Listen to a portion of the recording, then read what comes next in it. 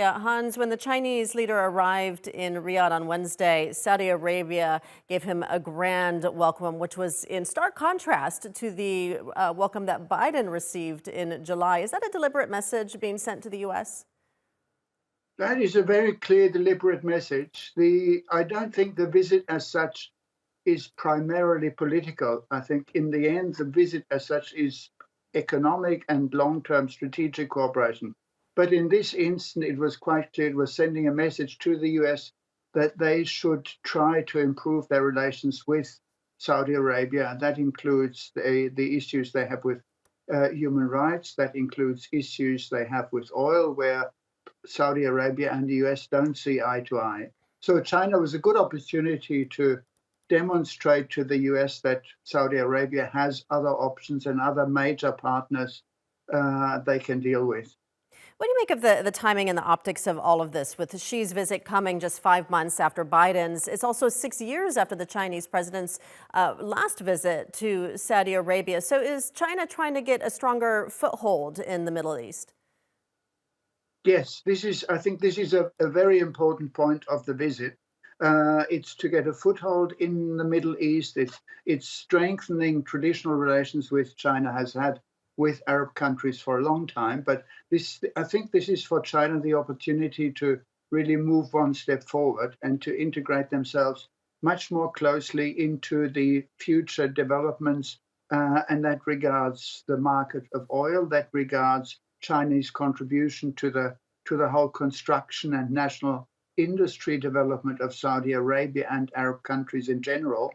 And there's another dimension, and that is the internationalization of the renminbi, which is being brought forward. It's not a major point, but it's a very crucial point as part of this agenda. And I think overall, what the visit is trying to achieve is to tell the United States that the decoupling or excluding China from major countries, major market is not going to work, because China is going to be integrated in certainly the Arab countries in technological terms and general economic terms.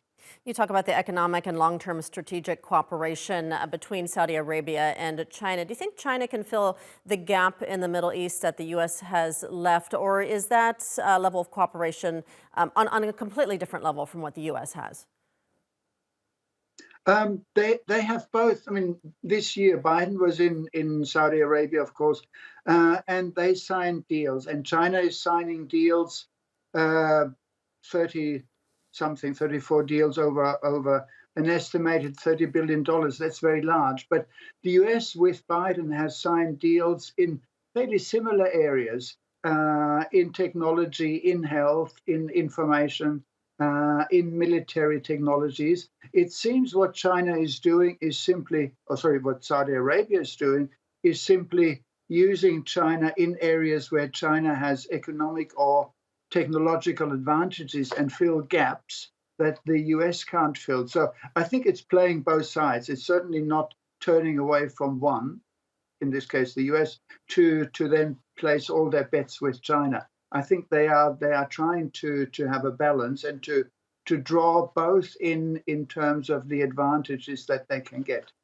All right, we'll leave it there. Hans Hendrischke joining us from Sydney. Thank you. Thank you.